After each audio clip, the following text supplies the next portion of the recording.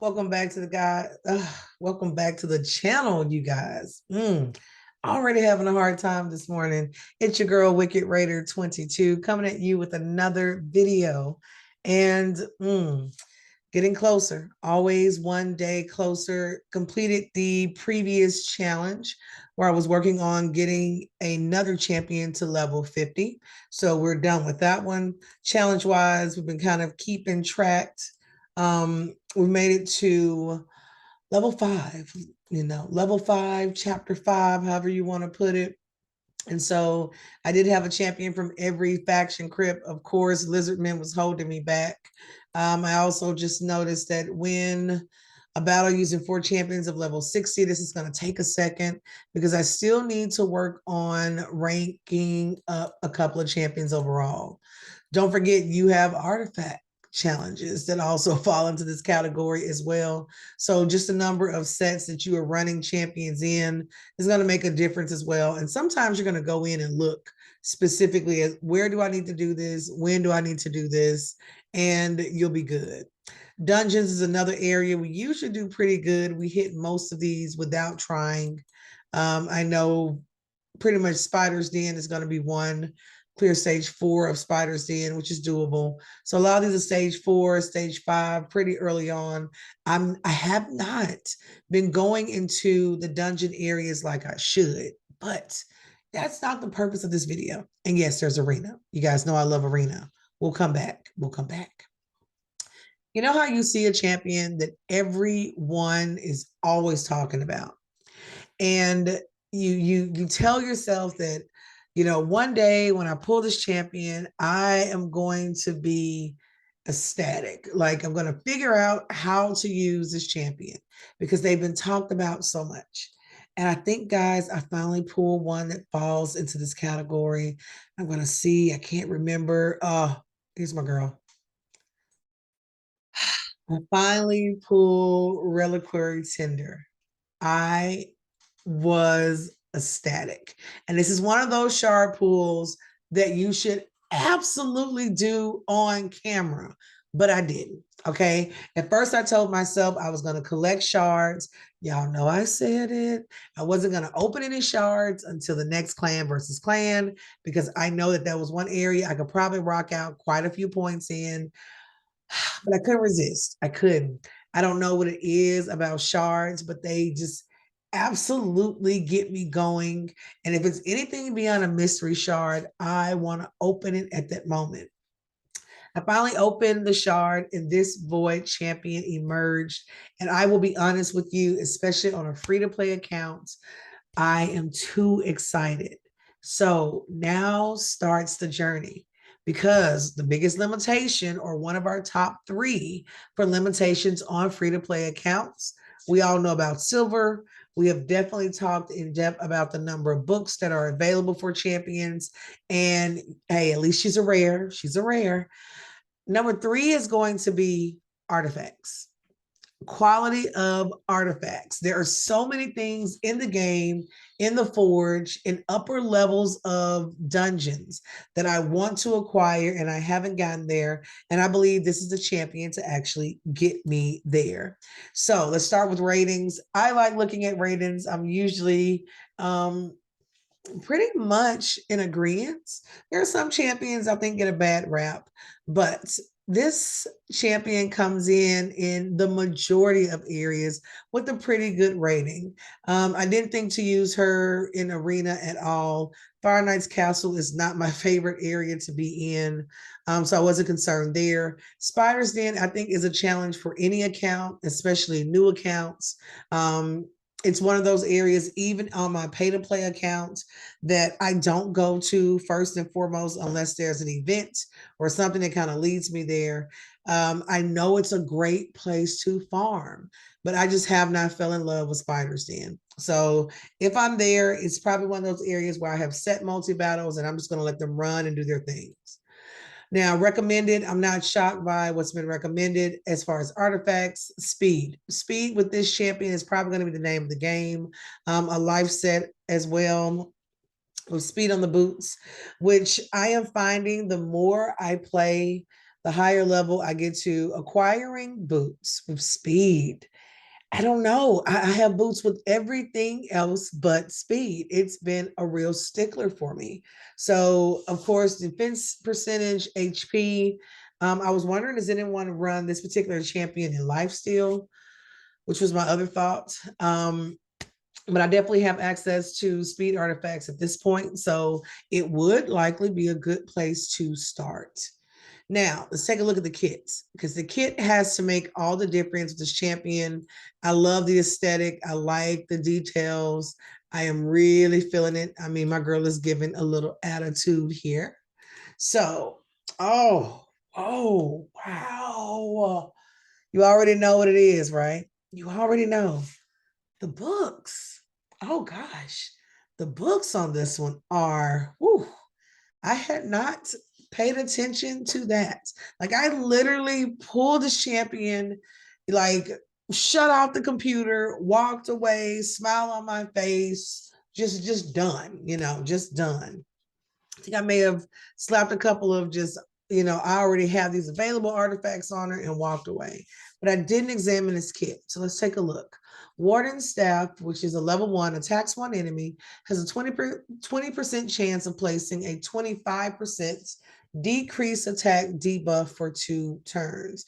Decrease attack can be pretty good if I'm trying to do a little control on my enemy so I can kind of see where they're going there.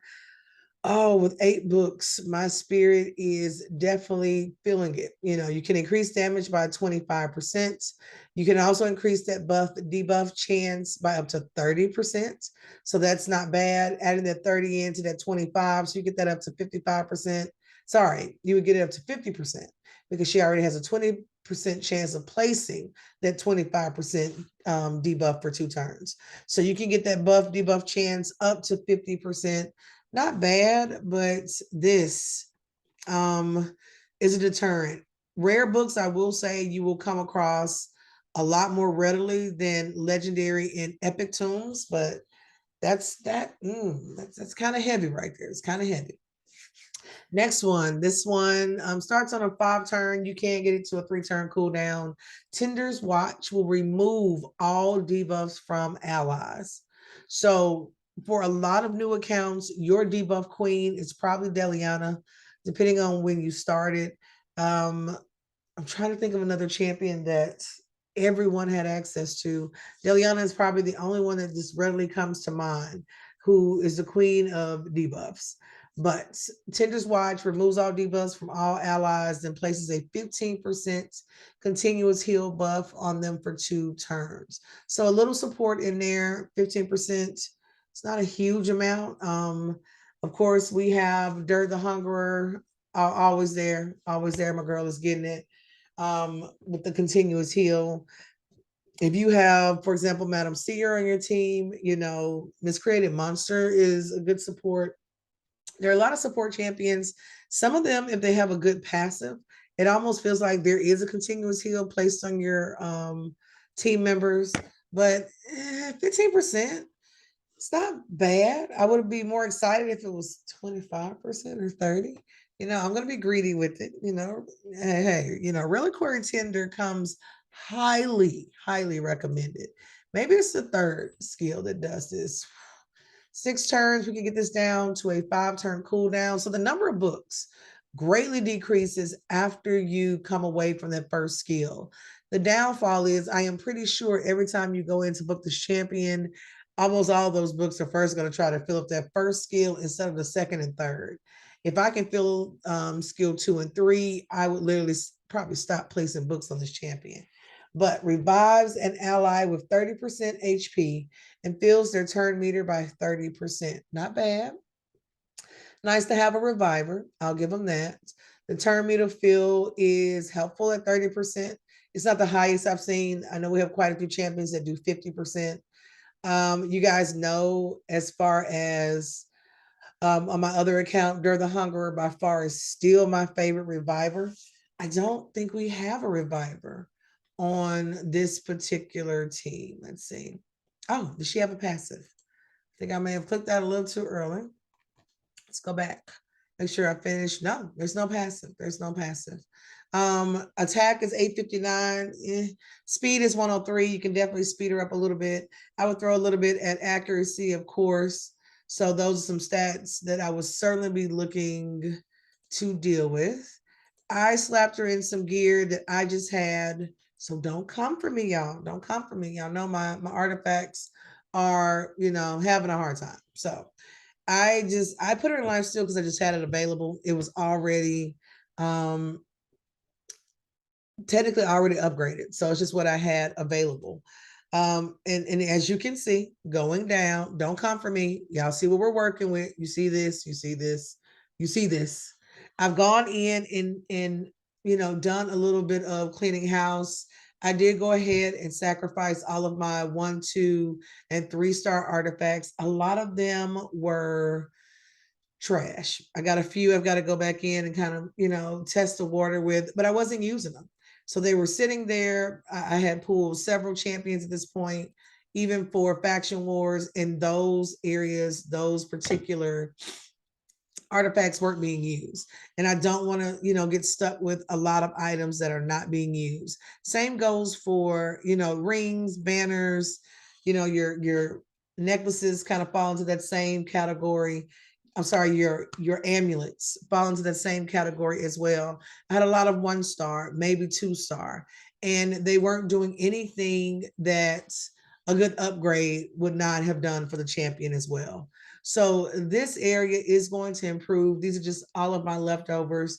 I plan on running her. I've been running her on a team, which is just one of my campaign farm teams. And then, of course, between her, Apothecary, Soulbond Boyer, and maybe Flyja or High Katoon, I'm going to run them as a team through Minotaur's Labyrinth and see if I can fully master them out. I really, really, really want to focus on masteries. I think that is one thing that allows me to see the biggest difference in growth in a champion. I think it's also an area that a lot of free-to-play players avoid. This is actually one of those areas I highly recommend. If you are still receiving your 30 multi-battles per day, guys, right now, I dedicate at least half of those multi-battles to Minotaur's Labyrinth. I dedicate those to not only, number one, finishing out that labyrinth. Is probably one of the first areas or dungeons that you'll be able to completely finish. And then you can run the highest level over and over and over again with your champions.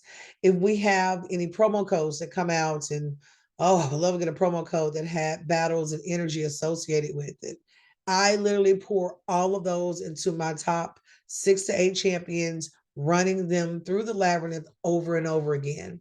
I think the combination of having Reliquary Tender. I'm still figuring out Apothecary. I haven't really worked on his books as much. Like, I haven't booked this champion out, very little, very little. He doesn't take very many books either. So that's one thing. So it's 4, 5, 6, 7, 8. So he's at 10, about average. But kind of working with him, Goreless is another one I'm kind of interested in to see what I can get done with this champion. So taking those dupes, taking books, and just kind of running them and seeing what we can do with them. Because I think there's a good team kind of hidden in here. But I definitely want to do a little bit more campaign farming as we get ready for the current events to close out and the next set of events to open up. So here's the question. What champion have you pulled that has been a game changer for you? And what champion are you hoping to pull? Because I know some of you guys have been holding out for a second. So you are waiting to open that shard and see that champion run through. So who are you waiting for? Of course, we have made it to the end of the video. If you guys have stuck around this long, I do certainly appreciate you always having questions. Just want to keep the conversation going. If you don't have a clan, I would love for you to join me. Type in 22WK. We are here. We are campaigning. We're doing a little collecting because we know the next clan, B clan, is on its way. We'd love to get the 10 clan members so that we're able to participate. So guys, don't forget, Join, sign up with all of your accounts, and I will talk to you soon.